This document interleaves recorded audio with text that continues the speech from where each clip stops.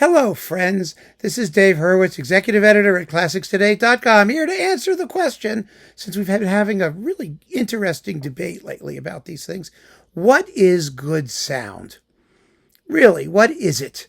We've talked about vinyl versus CDs and different sound carrier media and streaming versus physical product, and it all goes back and forth. And there have been all kinds of really stupid proclamations made about vinyl always sounds better than CDs. CDs are always better than vinyl. The truth of the matter is that generalization is impossible because you have to listen to everything on an individual basis as it comes to decide what is better than something else.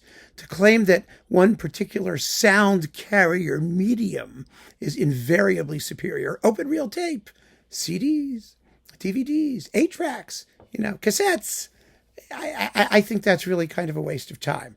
I really do. But I want to start with the proposition that we originally put forth when we started ClassicsToday.com back in 1999, because, this was, we had to have a position on Sonics because we do ratings. We rate the sound. We have a performance rating and a sound rating, 1 to 10, with 10 being excellent and 1 being abysmal with no redeeming qualities whatsoever. And we actually published a statement on this, and I want to just read it to you because I really think it makes sense. You have to be practical about these things, don't you? I mean, you want to. Some people have very, very strong views about these things. I personally have a very strong view that what matters is music. And sound is ancillary to that. Others are, audiophiles who care about sound. And they care about sound more than performance. And that's their right. As I've said a million times, everyone can do whatever they want. I can make fun of what they do because it's, enjoyable to have a chat about it and take a position. But nobody questions anyone's right to enjoy what they enjoy. Here is what we said when we founded ClassicsToday.com 20 some odd years ago. 26 years ago now? Wow, whatever. Here we go. It's our belief that the performance rating far outweighs the significance of the sound rating. I still believe that. The best recordings are those in which the listener's attention is primarily drawn to the music itself. Great sound adds to your enjoyment of the music. Bad sound interferes with it. In addition, most recordings from the early stereo era on, can be remastered to sound acceptable, if not outstanding, on compact disc, and some of the best sounding recordings ever made date from the late 50s and early 60s. So we see no point in withholding a 10/10 recommendation from a great recording of the past simply because it was made before modern digital recording techniques existed, provided that its sound has been carefully restored, or otherwise, I'm just adding here now, or otherwise diddled to make it acceptable to our ears, all of us in our own way today. I mean, that's the point. Nor do we believe that a superb modern performance should be penalized unduly because it is not self-evidently an audiophile product. If the performance under review is truly exceptional, and is supported by sound that neither artificially enhances, detracts from, nor draws attention away from the music, the critic may award a 10/10 rating. I like this concept. I have to tell you, I think there's a pragmatic realism and sensibility to it. Now, what is sound that doesn't get in the way of a performance? That's the question, isn't it? Everyone is going to have their own view as to what that means.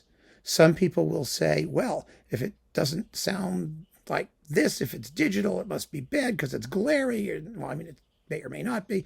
If it's vinyl, it has snap, crackle, and pop, and surface noise, and hum, and whoosh, and flibberty-blibbity, and all of those things. And it may. But the real issue is, how does that affect your perception of the musical performance? Now, it's a no-win situation in one respect. I always caught crap in my, especially earlier historical career when we were arguing about things on the internet and chat rooms and all that, because I wasn't an aficionado of historical recordings. because I thought they sounded crappy. And by crappy, I meant there were vast swaths of stuff in a piece of music that you simply couldn't hear. I mean, it just wasn't there. It wasn't on the disc. Now, a lot of people disagree with that. They say, well, if you hear enough of the tempo or the primary melodic line, the sound is good enough for me, even if it was recorded in 1927 in the most primitive circumstances and has a squished dynamic range and all of those things. I always maintain that there is no historical recording which has not been equaled or surpassed by another recording in modern sound. And by modern sound, I just mean late mono onwards. It doesn't even have to be stereo. There are wonderful, wonderful sounding recordings in mono. Listen to the Ormandy mono recordings with Philadelphia that we reviewed. Some of them are terrific sounding. And what's more, the sonics don't get in the way of your enjoyment of the performances. Nobody has a problem hearing enough of what's going on. A very perspicacious commentator wrote just today that, what you need to do is get yourself a score and look at the score. And if you can hear what you can see, then you probably have a pretty good view of whether it's a good recording or not, or an adequate recording or not, at least an adequate one. Now, I don't actually go quite that far. I don't think you need to study a score, first of all, although I think the point is very well taken. It really is. I also don't think, especially in orchestral music, that's the key. I mean, because chamber music, piano music, it's very, very different. But for orchestral music, there are tons of things in orchestral works that you're never going to hear. Never, ever. And it's not intended that you hear them. There's subordinate lines, mere filler, harmonies, things like that. They support whatever is on top, and you're never going to hear them. And so looking at a score can be a two-edged sword. It can be very tricky. In fact, it can be deceptive because you may be see something on a score and you may go, oh God, I don't hear it. Therefore, something's wrong.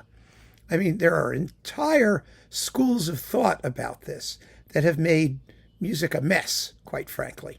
So, no, you don't have to go look at a score.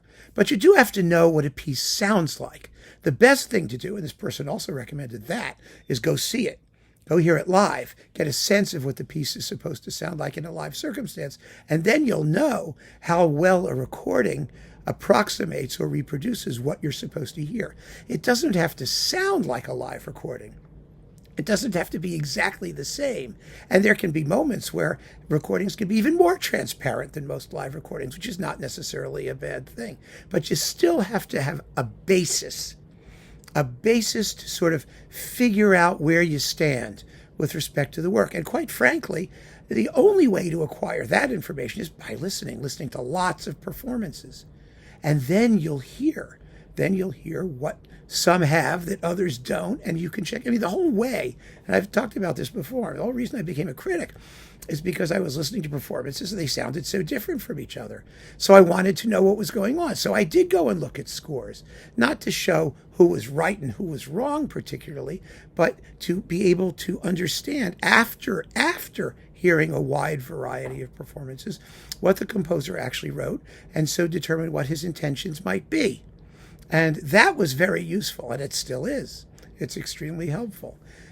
Part of this whole exercise in determining what good sound is, in my view, is doing it through the experience of listening to the music, to multiple performances, to collecting recordings, and then you'll get it.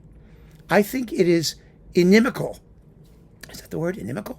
Inimical to the musical experience to have a pre-existing sense of what is good sound, and then go to listen to the music. I actually have had experiences that. I had a very good friend. He was a hardcore audiophile. And I remember we went to a concert of Nielsen's Third Symphony in San Francisco, the San Francisco Symphony. Andrew Davis was conducting. And I remember we heard it perform. It was a good performance. I enjoyed it very much. And afterwards he said to me, well, it sounded muddy. Well, okay.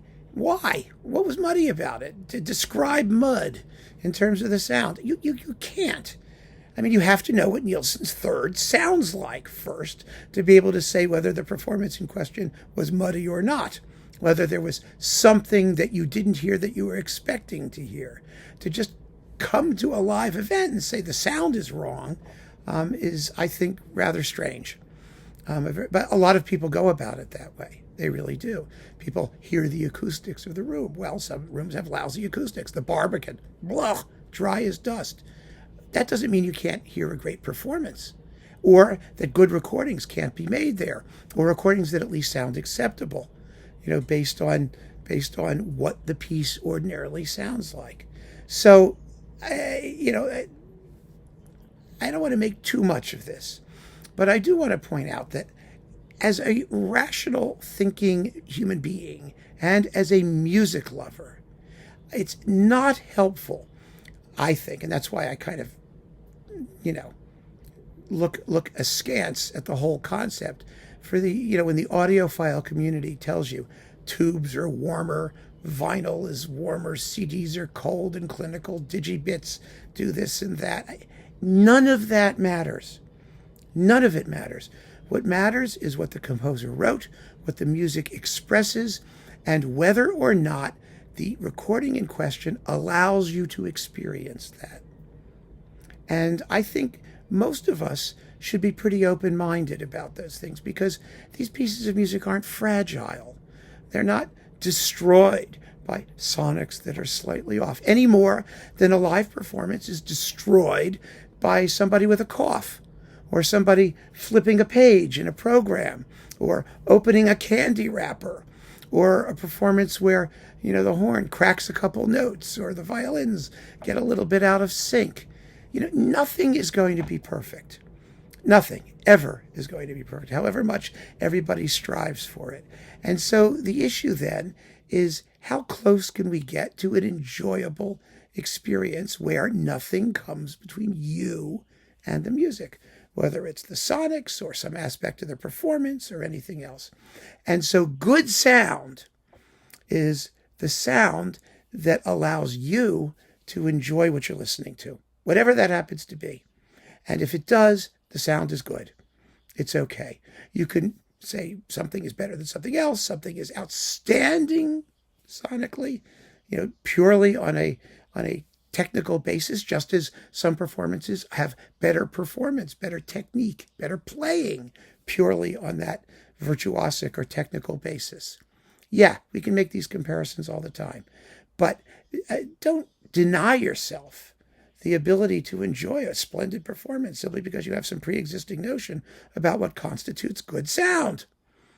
That's my recommendation to all of you. So keep on listening, friends. Thanks so much for joining me. Take care.